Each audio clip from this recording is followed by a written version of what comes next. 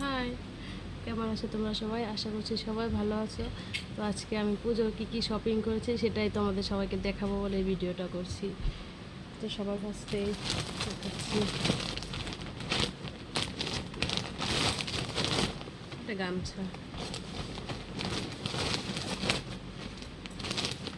এটা হচ্ছে অমৃতের ড্রেস, এটা টি শার্টটা, এটা প্যান্ট। এটা অমৃতের দাদা দিয়েছে, মানে আমার বাবা।